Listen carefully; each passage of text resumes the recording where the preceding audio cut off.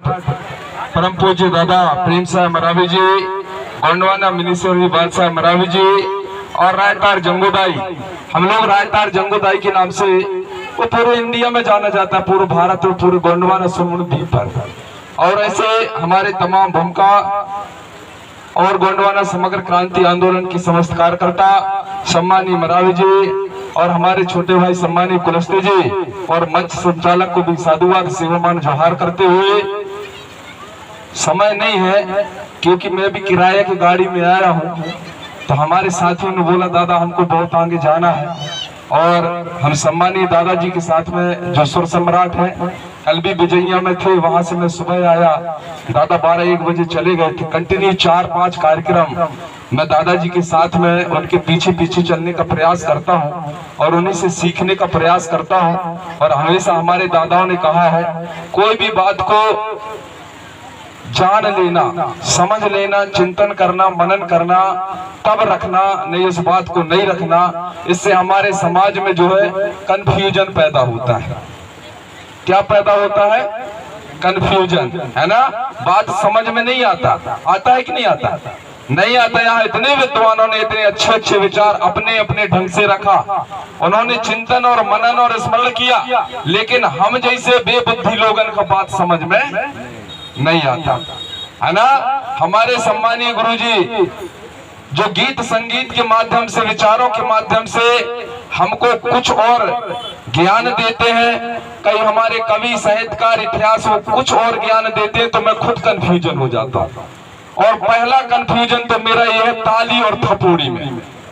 अब मैं पूछूंगा, कभी काल समय मिलेगा, क्योंकि आज मंच है, दादाजी बोलते हैं कि सबको थपोड़ी बजाओ, थपोड़ी बजाने से हमको समर्थन प्राप्त होता है, ताली बदमाशी में बजाया जाता है। अब हमारे गुरुजी जो मरावी दादा, दोनों गुरु है मेरे, उन्हीं के विचारों को सुनकर को बताने का प्रयास। अब दोनों गुरुओं के विचार को सुनकर के मैं कंफ्यूजन हूँ कि मैं थपोड़ी बजवाऊं कि ताली बजवाऊं। मैं बजवाऊं तो काहे न बजवाऊं।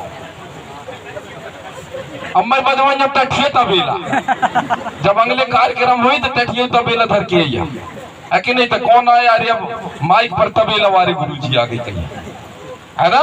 तो समस्या है कि नहीं, हम हमारे समाज में बड़ी विडंबना पैदा हो जाती है। इसलिए मैं चाहूंगा जिसको जो बजाना हो बजाओ, है ना। लेकिन मंच पर हमारी जब ये बात आती है तो हमारे समाज को हमें दुख होता है, मुझे तो होता है, क्योंकि मैं उन्हीं से सीखने का प्रयास करता हूँ।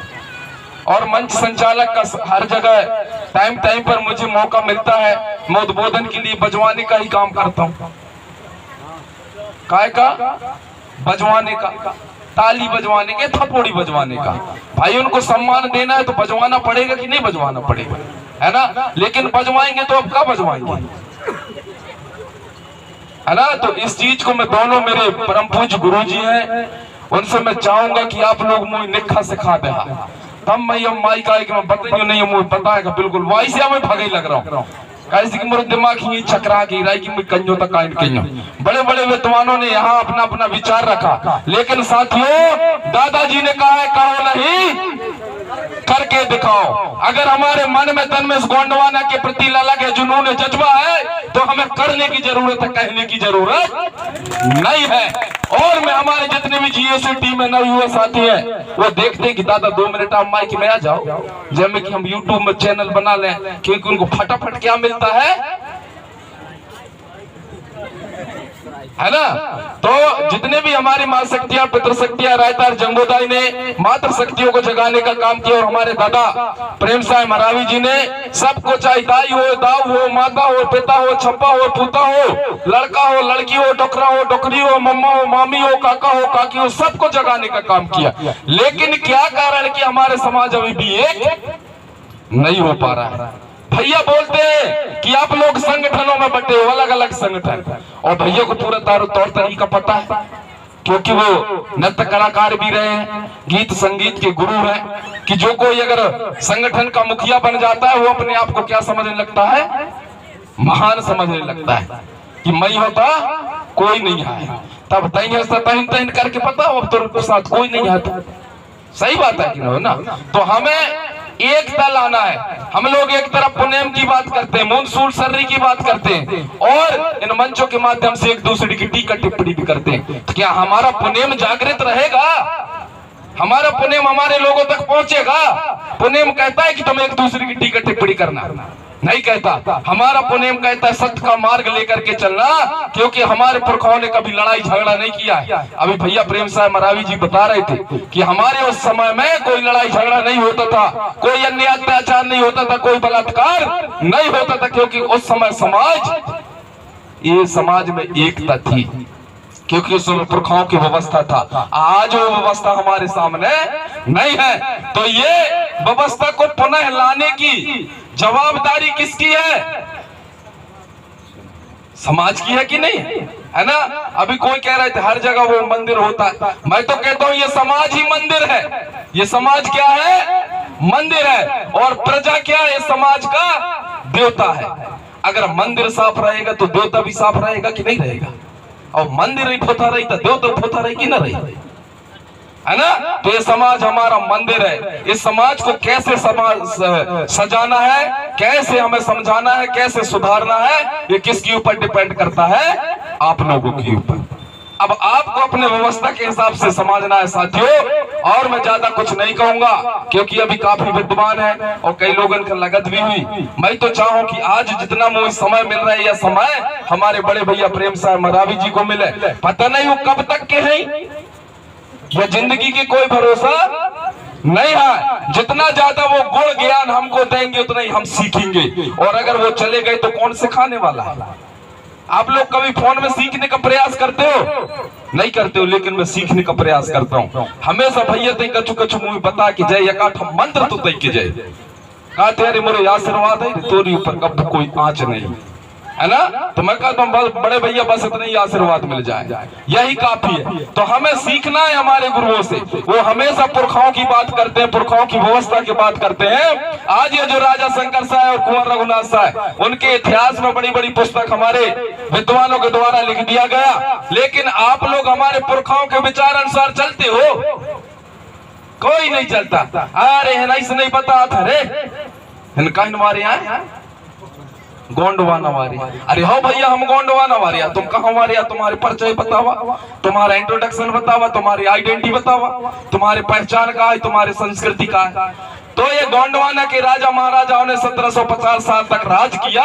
हम उनके वंशज हैं, उनका खून हम में है। तो ईमानदारी से समाज का काम करो, फालतू में 10 दुनिया संगठन बना करके समाज को बांटने की काम करने की जरूरत नहीं है। इस मंच के माध्यम से आप सभी से मैं विनती करता हूँ, आग्रह करता हूँ कि हमारे पुरखाओं के विचारों का अनुसरण करें। जो हमारे विद्वान आपके सामने विचार रखते हैं, उन विचारों को समझने का प्रयास करें। और कई लोग कहते हैं, हमारे भैया बहुत अच्छे समझाते हैं कि दारू जो होता है बहुत बेकार होता है। दारू बेकार होता है का? अरे दारू बेकार होते? अरे हाथ उठाओ, कौन कौन होते बेकार? नहीं हुए तो सड़सड़ा के मारा फिर। अरे दारू बेकार होते कि नहीं होते? होता है। चलिए बहुत बहुत धन्यवाद। कछु लोग का होते, कछु लोग का नहीं यार, अभी शांत रहो चाहिए, सुन लो चाहिए, है ना? वो दारू का ही करत। अरे वो दारू करत का ही नहीं तो बेकार है, बताओ। अरे वहां का बोतल में भर के अब तुम कोठिया भीतर रख दइए तो वो कोठिया से वो दारू निकल जाई। डब्बा में भर के रख दइए तो वो दारू निकल जाई। जहां के तहां मढ़ा दइए वह हुआ ही रही है। वारे नहीं आता दारू कहां से बेकार है? अरे दारू पिए वाले बेकार है। जो ज्यादा पी लेते वो बेकार हुई जाते, और जो नियम से पिए थे वो बेकार नहीं हो। दारू हमारे सियान बताओ, जो दारू होता है वो दवा है ना? लेकिन उसको सिस्टम से इस्तेमाल करो तब, और अगर ज्यादा पियोगे तो वो हानिकारक, चाहे खाना खाता खाना वो हानिकारक है। तो मेरे सगा समाज के समझ साथियों, गोंडवाना क्रांतिकारी युवा साथी मात शक्ति पत्र शक्तियों, मैं अपने विचार को यहीं पर विराम देता हूं और सभी से आज इस कार्यक्रम से विदा लेता हूं। बोलिए जय जोहार का नारा है, गोंडवाना देश। जब गोंडवाना की बात करते हैं तो गोंडवाना की बात करेंगे, है ना? क्योंकि हमारा रायतार जंगोदाई का कह रही थी गोंडी गोंड गोंडवाना, गोंडी गोंड गोंडवाना। जिसका गोंडी गोंड गोंडवाना है उसका पहचान है, और जिसकी भाषा संस्कृति और धर्म नहीं है उसका कोई पहचान नहीं है। बोलिए प्रकृति शक्ति फड़ापेनता, जोर से बोलो, बोलिए प्रकृति शक्ति फड़ापेनता। शंकर साय रघुनाथ सोना, जन्म दवैया दाई दाऊना, झरना नार की सर्व शक्तियाना। सभी को जोहार जोहार जोहार, जय सेवा, जय फड़ापेन, जय गोंडवाना।